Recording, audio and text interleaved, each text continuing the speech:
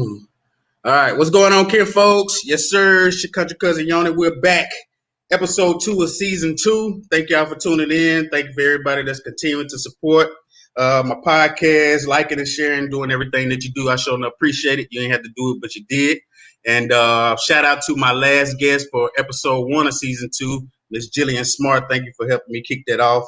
And like I said, if you're watching this right now, I do apologize. We were supposed to be going live. So we can interact with the audience and things like that. But I am a criminal. I'm in Facebook jail because I speaks my mind, and Mark Zuckerberg don't like it. So shout out to Mark Zuckerberg and the staff at Facebook. Y'all some lames, man. But nevertheless, we're going to keep the show rolling. And I always try to bring y'all quality guests, quality content. And today is no different. We have another beautiful queen in the building with us. This young lady is an artist, a designer, a creator, a visionary. She's dedicated to making your visions come to life, as she is the owner of Pixels and Paint LLC. I'm sure you see her work all around town, all around the city. I'm sure you see the Jackson Icon mural downtown. Yeah, that's her, and I have her with me today. So we're gonna find out a little bit more about her. What inspired this passion for art, and something we definitely need to document not only our personal journeys, but history in itself. So without further ado, ladies and gentlemen, boys and girls, welcome to the city, Miss Shon Perryman. How you doing, Queen? Hey, I'm doing great. How are you? I can't complain. I'm blessed and above ground. Thank you for joining the city, me and my kin folks.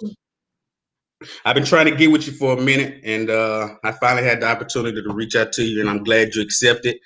A lot of people don't know I keep up with them, even though I may not reach out to them directly, but I'm always watching to see what's going on. So I'm glad you joined me. I just want to find out a little more about you so my audience can know more about you and we can send more clients your way. You dig that? Yeah, I appreciate it. Are you originally from Jackson, Mississippi? No, I am from Fayette, Mississippi. So that's up north. Southwest. It's Southwest. down. It's between Natchez and Port Gibson, or Natchez and Vicksburg. Okay, what's out there? Y'all got a Walmart? No. It's no, real small there. It's small town, so it's nothing out there but the people. That's about it. We have a grocery store, a couple dollar stores, Well, that's all you need out there. Yeah. Where did you attend college? I went to Jackson State, so that's how I ended up connected to Jackson. I went to Jackson State 2007 to 11. I love. What was your major? It was graphic design with the introduction in fine arts. Yeah. Okay, figured that. And do you remember what age you were when you realized you had a passion for art, drawing? No, I have no idea. I think I've been doing it since I've been able to hold a pencil or form a shape or just something, because all my earliest memories are of me with a pen or a pencil. My mom didn't let me have a pen. Of crayons or markers or something drawn on church programs, or I had my own coloring book or notebook or something. So yeah, I have no idea. I've been doing it. I have memories as early as 3. Did you start out with drawing stick figures, or you came out the womb drawing like Picasso's? I don't think I started with stick figures, but because I remember drawing shoes, and all my shoes. Yes. So no, I'm not exactly. I'm not saying I was just great from the start, but yeah, I at least had shirts and pants and things like that. Yeah. Word. Yeah, I used to draw them.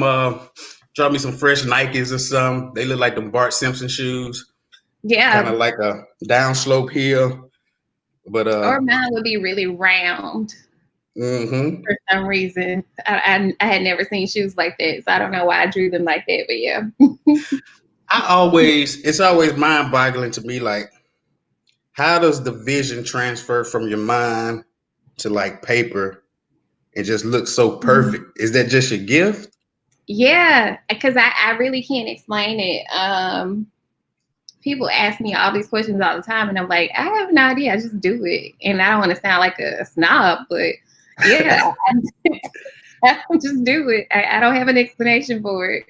That's a truly God-given talent, man. And I think a lot of the frustration in life, I know speaking for myself personally, comes from trying to identify your purpose or what you're good Mhm. at. And it's just a blessing that you discovered it so early.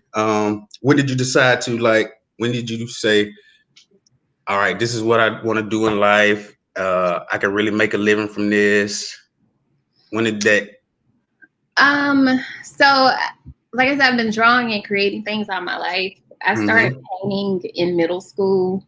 And so, being from a small town, I was one of very few people who could actually do it. So I was busy all the time doing it. Like, oh, paint my birthday banner. Will you paint this for me? Will you paint Right. my bulletin board at school? And so by the time I got to my senior year in high school, I was over it.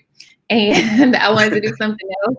I was really good at chemistry. So in my mind, I was going to major in pre-pharmacy at Jackson State. And for some Mm-hmm. reason, at the very last minute, when I got ready to submit my application, I chose art instead Mm-hmm. and went with that. And I'm glad I did because I do truly feel like I'm working in purpose. And I don't know that I would feel that if I was a pharmacist. Right. Right. But yeah, so that was kind of the start of it. And then I ended up loving my education at Jackson State and being part of the art program. And then I wanted to do more with that. So I went on to Savannah College of Art and Design to get my master's. That's in Georgia. Yeah, Savannah, Okay. Georgia. And so, yeah, it just kind of kept building from there. It hasn't necessarily been a plan of mine. I'm a person who, I figured out early on that when I make plans, they typically don't go my way. Mm-hmm. So Right. everything that I've done or every experience I've done as it relates to art or using my gift has literally, I don't want to just say fallen in my lap. Like it's come easy because I've worked really hard, but Mm-hmm. God has just kind of directed my path. So like every job I've had, it was presented to me or, like I didn't know Wow. it existed or something like that. And so, yeah, I've just kind of allowed God to use me as I try to be obedient and use my gift. Yeah. That's a blessing, man. How do you put a valuation on each project that you do? Like, how do you put a price on it? Um, do you have a gallery where you sell just like paintings of all kind, or is everything custom made by request? Okay, so everything is made to order. My full-time profession is graphic design, so painting is just kind of like my piece. Like Right. where, yeah, so it's what Right. I come home and do, but I also do freelance design. But it's really hard to price. I'm really bad at underselling myself. Mm, I I'm want you to really get right now. Don't I undersell know. yourself. I'm really bad at it because most of my work is based in community work or trying to help somebody. So Mm, I struggle with the back and forth of that. But yeah, it's based on how many hours it takes me, how much thought that I have to put into it because this is, an intellectual property basically. right. Like Right. how hard did I have to work for this? Um, how is it going to be used after this? I have to consider all those things when I'm building a price out. How do you handle when you mention intellectual property? How do you handle where your work is posted or presented? Even when Uh, you sell it, do you retain rights? no, when I Okay. sell it, it's yours. It'll be different if I was making prints because that's the thing. I make to order, and I try to make specifically when painting. I try to make everything custom for the individual so they feel like they have something special and it's unique to them. And Hmm. so I don't I don't make copies or prints of most of what I do. And the things that I will reproduce are my own sort of signature pieces. Gotcha. Yeah. Gotcha. And at this point in time, what you've been doing it for so long, do you still have to go after clientele and market to people, or are you getting more requests these days? I'm getting a lot more requests these I days. figured you would. Yeah. Yeah, I was already getting them, but then, and I guess I didn't consider this part, but when I did the mural, it was just like, whew, okay, let me take a break before I post anything else, because every time I post something, I'll get a request for a project, and the one thing I really hate doing is making people wait a really long time, but sometimes it's just how it happens because it's just me. Right. So it's my literal physical being, and I have to make do with the 24 hours that I have, Word. And speaking of the mural, the Jackson Icons mural downtown, Mm-hmm. what inspired that? What made you choose those individuals? So I did it through my full-time job, which is Visit Jackson. And when I interview for the position, one of the things that I specifically, that me and my boss talked about, were that I wanted to create public art, because part of my job, part of the charge, was to make Jackson attractive to tourists, right, and to build local morale. And so one of the things, I'm a daydreamer, so I could just be driving down the street and see a bridge, like, ooh, that'll be nice for a mural, or this patch of grass would be nice for a sculpture. And so there are always things just in my head that I'm like, maybe I'll implement it, maybe I won't, who knows. And so when this opportunity came up, that's one of the very first things I mentioned, that I wanted to be able to implement my art, because this isn't a traditional graphic design role. I'm able to create pretty much anything I want to create. Wow.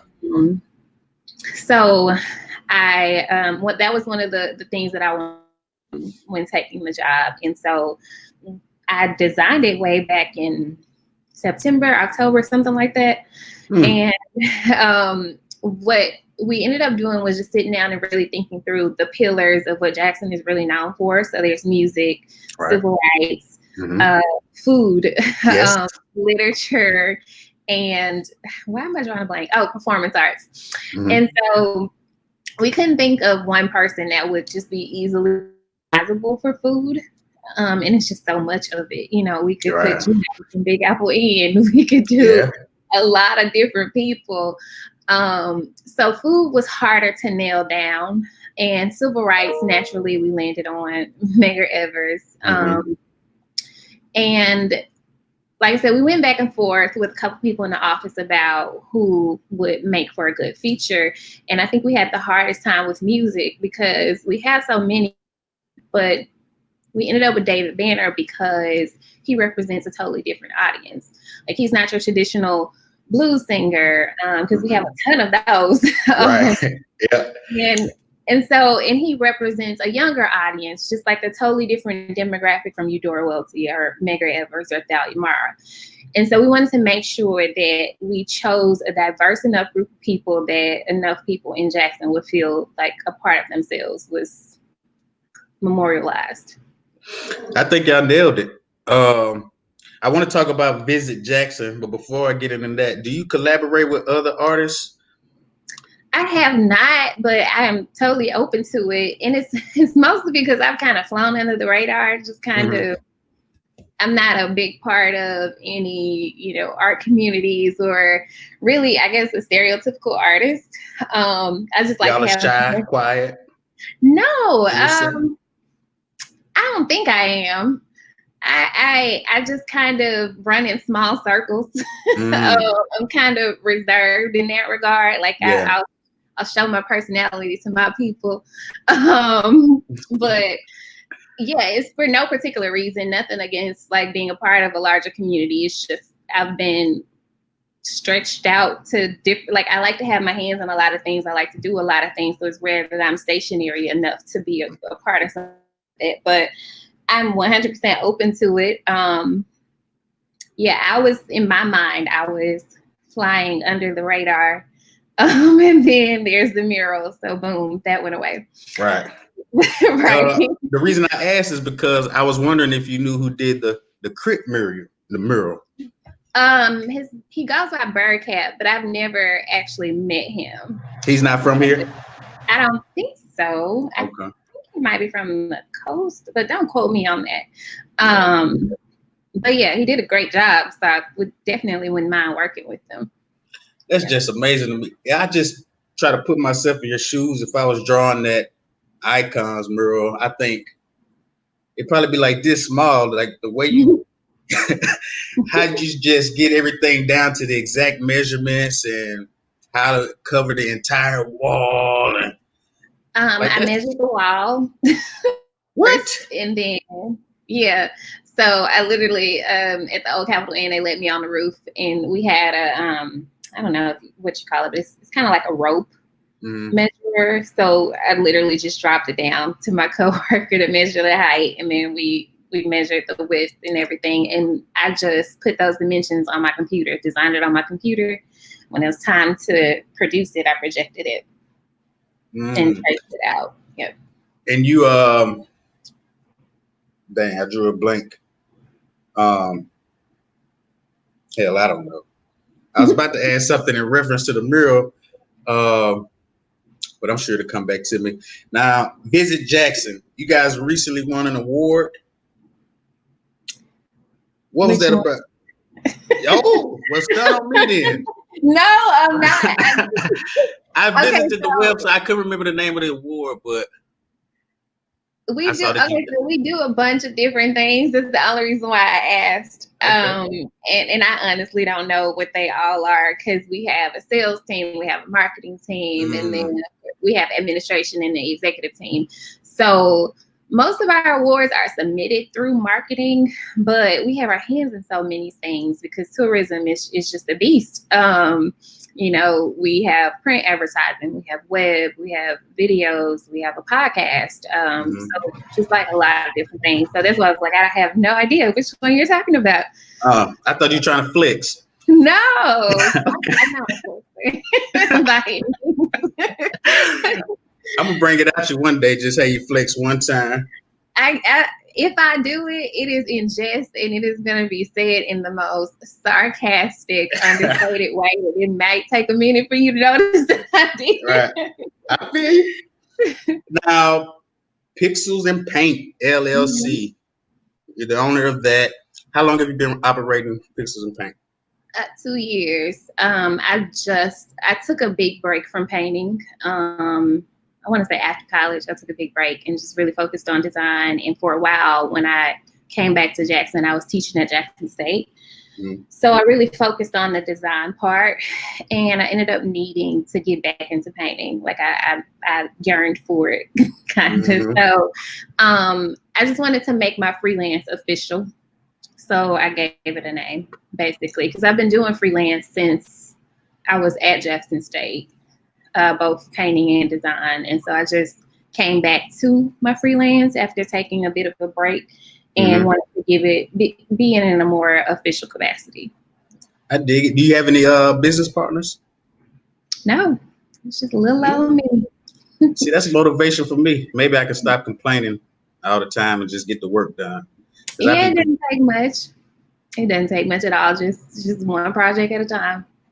Yeah, but then I had to do social media, then I had to do emails, then I had to follow up with comments, then I had to check my messages.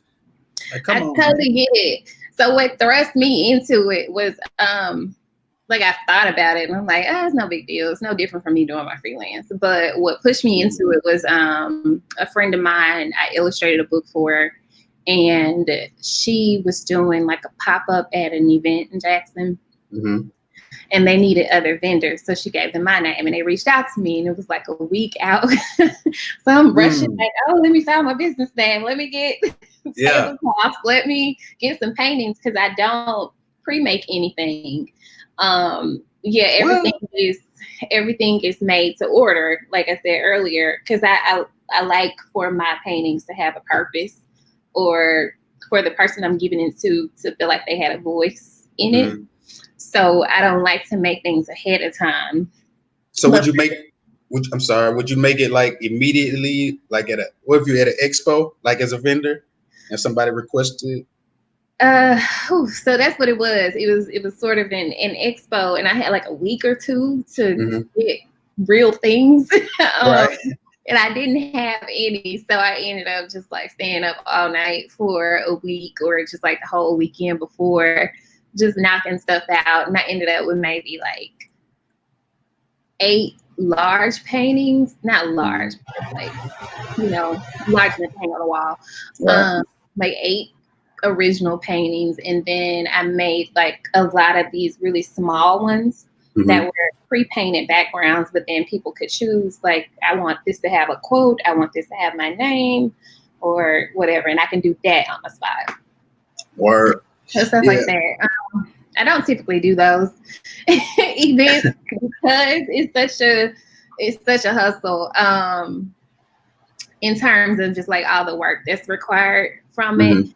And I found that people who come to those types of events don't typically want to make large purchases like a painting or something like that. So it's kind of hard to manage or to find a balance when you're doing those type of setups. Word. Key to the City podcast. We got the Queen Shon Perryman with us. Before I let you go, I just have a few more questions for you. What's the ultimate goal for Pixels and Paint moving forward? Do you have one? I don't. I just want to see where it takes me. I just want to keep creating.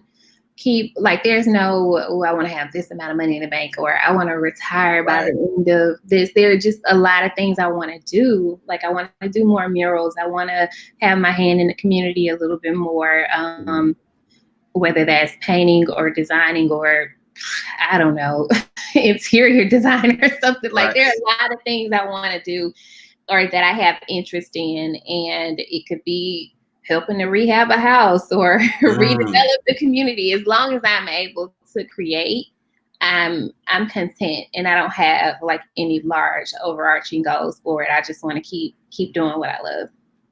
Man, see, that's inspiring to me. I be overthinking the podcast thing sometime, because I used to try to rap and stuff back in the day, and I thought that was my passion, but I think this still gives me the opportunity to be behind the mic without having to worry about being a 50-year-old rapper.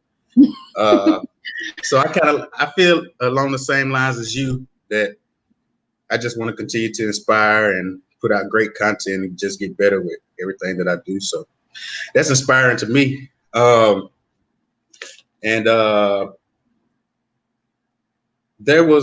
saw, you're not an author, right? No. Okay. Did I see your work in a children's book? Yes, I've done a couple of them. How do you collaborate with other entities, other businesses? It's like any other project. They'll reach out to me, or I've gotten a lot of business from people who are like, oh, I need a designer to do, or I need an illustrator, I need a logo, and I'll just get tagged in it. Like, most of my business comes from social media, right? Or just word of mouth from people I've worked with before. Do you feel like graphic design has to be a gift, or something that you can learn if you put the time into it? Or you think the gifts keeps you? It's a mixture of both. It's a mixture of both. It's kind of like playing basketball. You can practice all day, but if you don't have the height, or if you don't have the innate ability, then it just might not work out. It's the same for design. Like, you have to, like, you can learn software all day, but you also need to have an eye for it, which can be developed with practice, but you need to have some form of a creative bone to make it work. Yeah. Makes sense. Last question for you. There may be a college student right now who's stressing, but they want to end up in the same spot as you. They want to do what you're doing. They want to follow in the footsteps of Shon Perryman, the GOAT. But they may get discouraged along the way. What advice can you give them to continue their journey and press through? Don't expect anything to happen overnight. Just kind of, like I was saying earlier, just ride the wave. Keep working hard. As long as you're working hard, things just kind of fall into place. But don't expect anything to come easily. Don't expect the software to do the job for you. Don't think because you spent so many hundreds on one Adobe software that you got it. Or because you can hold a paintbrush, that it's just going to automatically come to you. I say, first, figure out if your purpose is tied to it. because just Mm. because you can create doesn't mean that's what you were created for. So if you are working hard towards something that you think you want, if it's not in alignment with what you should be doing, you won't get it. Like you won't enjoy it. Damn So it, Shon. you might get good at it, but if you don't enjoy it, then what's the point? Damn. You know, you just slapped me in my face, and I'm gonna tell you why. Because what I'm doing now is my passion. Uh, but you know, as I get older, I have a family, and you know, I take care of them and things like that. But I'm always trying to keep up with the world. So lately, I've been finding myself like studying real hard for like technology certificates, like A+ and things like that. Mm. I don't have a technical background at all. I can grasp the information, but it's boring. I'm not feeling it. I don't think it's tied to my purpose, but I know they make a lot of money. Um, but what you just said kind of just gut punched me. Yeah, you might be designed to be hungry, you know? It might not be about the money. That doesn't sound glamorous, but Right. yeah. But I think I should just put all my energy into this craft that I'm doing here. See what I Yeah, can get out of it. yeah, that's what I would tell anybody before you like really pour yourself into something because you'll end up draining yourself. Like depression is real. Like when you're doing things Preach. that you weren't designed to do, your body will tell you. And yeah, I would tell anybody make sure you're really doing what you were put here to do before Mm. you really commit to it. Yeah. Amen. Well, thank you so much, Queen. How can the Kim folks reach out to you, contact you, follow you? My Instagram handle is at love .Shon SHON, Mhm. and my business handle is at Pixels PIXELS and I am Pixels and Paint LLC on Facebook as well.